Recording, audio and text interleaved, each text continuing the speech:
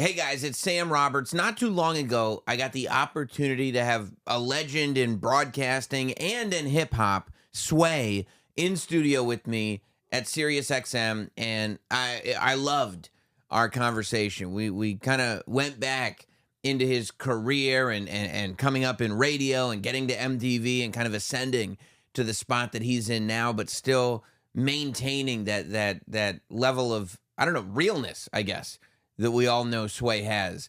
I had such a good time talking to him and got such great feedback on this conversation that I wanted to share it with you. So I took our audio and I went to my pal Coke Logic and said, let's make us a cartoon show. And that's what we have for you. Animated to bring it to life. For the first time here on Not Sam, this is my conversation with Sway. What up, y'all? What up, world? What's up, world? Yeah, man, how can my headphones get louder As here, opposed to later. Yeah. No, I use those. Use those? Okay, all right. Hold on. Those are always fishy. I mean, it's interesting, because he was saying that he ran into you in Mexico in the airport just randomly. But, like, you're like the mayor, I feel like, half the time around here. Like, you're so ingratiating. Would you help Sway with that? God damn. Jeez, What man, the fuck is going niggas on? just And staring at me. There's like goddamn 5 dudes staring at me headphone- going through hell with I their know, headphones. and he's like, he's got it. Don't worry. Yo. Sway's been around long enough. He knows how to work his own headphones. You know, this guy's wearing a professional outfit here, man. Thank you. It's good. One headphone, one side is not working. You got it. One of the ears works, though, right? I mean, you'll be I'm all right. sorry, Sam. No, What's it's up? okay. It's okay. I'm glad that you're here. Yeah, man. Was there ever a time, I mean, even the way that you're handling that, very nice, very gracious, I'll say. You're a very gracious person. Yeah. Was there ever a time that you were not a gracious person, that you were a dick to people? That's a great question. Have I ever been a dick to people? Like, is it not in the sense, like, I've been to, like, what were you going to say? was it a character trait of yours? Like, No, we always had these man, moments. I was, You didn't go through a phase like, I'm on MTV News now. Like, you can't talk to me. I did the opposite. I've always been the opposite of that because of the way I came into entertainment. I came into entertainment as a beggar. I needed people to play my music. I needed people to let me on their shows. I needed people to hear me out. Me and my partner, King Tech, in high school, we started. He was a DJ. I was a MC. And so I came in the game graciously. When you're in that position, you kind of have to walk with humility because people don't see you. Right. They don't see you. They don't hear you. And you're going, yo, I do this. I'm a rapper. I'm a dancer. I'm a DJ. And folks don't really hear it until you have to go out and prove it. And so at that time, we stopped begging and started manufacturing our own cassettes and DVDs and CDs at that time, and put ourselves in a position of leverage where we were doing it for ourselves. We made our own concerts. We did our own merch, the whole nine. And when I got on radio in San Francisco, I said, I am never going to be that dick. Yeah. Who said no, shut doors, don't hear people, don't see them. And the moment I can't see people who are standing right next to me, I can't even hear them, then I know I'm disconnected. And that's when you start losing, your connection to the culture, to the people. Right. Which come first and foremost. People live their life to impress the industry. I never did that. We worked to connect with the people. You know what I mean? Absolutely. And I think also the fact that you did so much on your own in the beginning and had to work so hard to get there, you have this realization, like, we're really lucky to have these gigs. Nobody gets to do this. Nobody gets and everybody's to do this. trying. Everybody's trying to do it. Yeah. And we actually get a salary. We get paid to do this. Right. But every time, even prior to, by the time I came to MTV, I had lived 3 lifetimes. Right. I had 3 careers. So when that came, it was almost laughed. Like, I just looked at the higher power and said thank you. Gave thanks. And, so when I came to MTV, I wasn't who people thought I was. They thought I was new. Yeah. Yeah. And I guess that's the other thing too, right? That like there's a big difference from somebody getting plucked from total obscurity, like, no, you're gonna be our guy now. We're gonna throw you on. You're gonna kind of do whatever anybody tells you to do. Yeah. Maybe you'll get that ego because you think you're special, as opposed to somebody that's like, no, like I lived my dream, and then I came up with another one, lived that one too, and now now I'm here. I'm being handed more dreams. Right. And so, Right. and I knew it was easy for me to do what I was doing there. They didn't know how easy it was for me. Yeah. Right. So it made me look great. It made me look like I hit the ground running. Damn, who's this guy with the locks in his hair? And he got this whole thing about him. He's interviewing Creed. He's interviewing U2, but he's also, how he get Eminem in the middle of the football field? Right. You know what I mean? Right. He's talking with Eminem. He went to see Pimp C in jail. Yeah. You know what I mean? Yeah. And they didn't understand. I already built these relationships with these people during the Wake Up Show with my partner King Tech in the 90s. Right. So I helped Eminem catapult his career, but MTV didn't know that necessarily. Right. And so it made me look good, bro. You know? I think it's also, it goes to speak to what you were doing, that even after, it's not like when you got put on that platform, people were like, oh, I hated that guy when he was on the radio. Oh, that guy was a dick to me when he was on the radio. Yeah. It's like, no. Like, people were happy for your success. Yeah. And artists were happy. Oh, good. Sway's like, as we're rising, so Sway. Yeah. It was like it's one of us that's in there now. Right. You couldn't get into MTV. You're a black guy with locks, come from the deep-rooted part of hip-hop culture, not the mainstream stuff so Right. much. We came from the deep-rooted part. The mainstream we didn't highlight because they were making it, you know, and so we would find the Outkast before people knew who they were. We would find the Nas before people knew who he was. Wu-Tang Clan, we had him move to Northern California for a month. We convinced Steve Rifkin, who was head of Loud Records, to sign Wu-Tang Clan, was a friend of ours. And we suggested you move them to Cali, let them live here, and people will think they're from here, and they'll get immersed in the community that way. And then take them to L.A., and that way you put your footprint on the marketplaces here, and it makes it easier for us to play their records. And we did concert tours and all of these different things. We did all of these things with artists, not knowing where it was going to lead.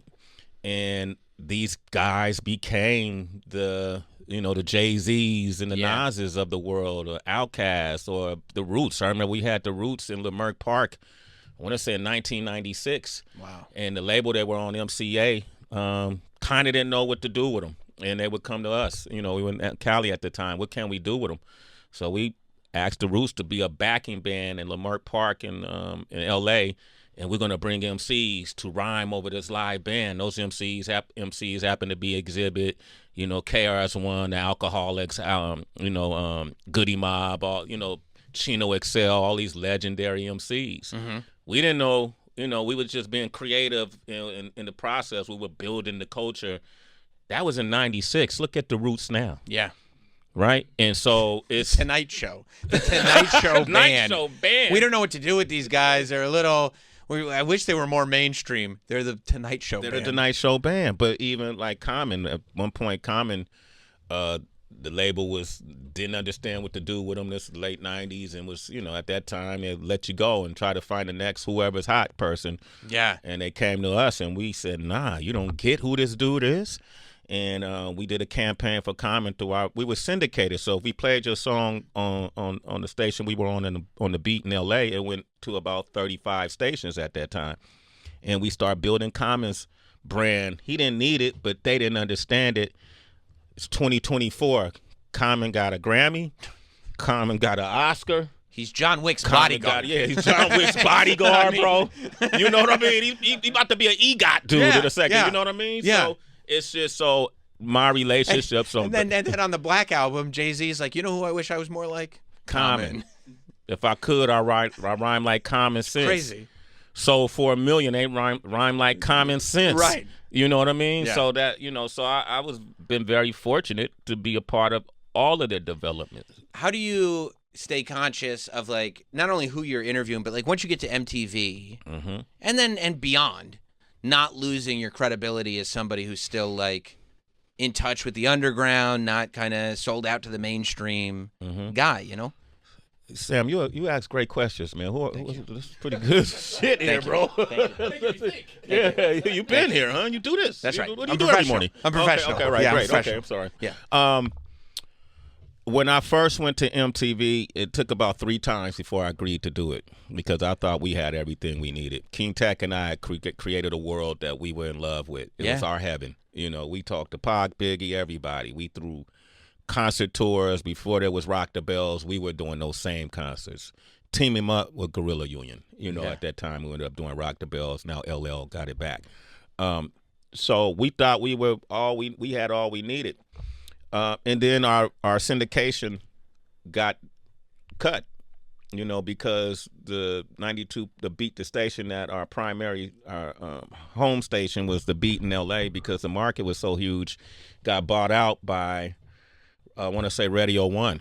And their head of programming at that time didn't understand our show, which was one of the biggest shows in hip-hop, and wanted us to change the music and play more mainstream artists, and gave us an ultimatum. I remember being in it, and we had at that time, we had obtained a 6-figure salary, which was impossible for DJs from a radio station in the 90s, right? And he wanted us to compromise his show. Otherwise, we didn't have a place on that platform. And it took me 5 seconds to go, all right, well, thank you. We're going to walk away from this. There's no way we're going to compromise the Wake Up Show. I did that, Sam, with so much pride, bro. I was thumping my chest all the way out his office. And when I got out the building, I damn near cried. Oh, what are we going to do, man? I called my partner, Tech. Hey, man, I walked out the office. He started cracking up. We like cracking up. Like, what are we going to do? It's like one of the greatest moments of my life. Just the moment. Everything after that. After that, man, Sheer I was panic. Mortgage was, we had bought a house. It was like, how are we going to do this shit? And then MTV called a third time. I said, all right, man, I really kind of don't want to do this, but since you guys asked 3 times, sure, I'll do it. Yeah.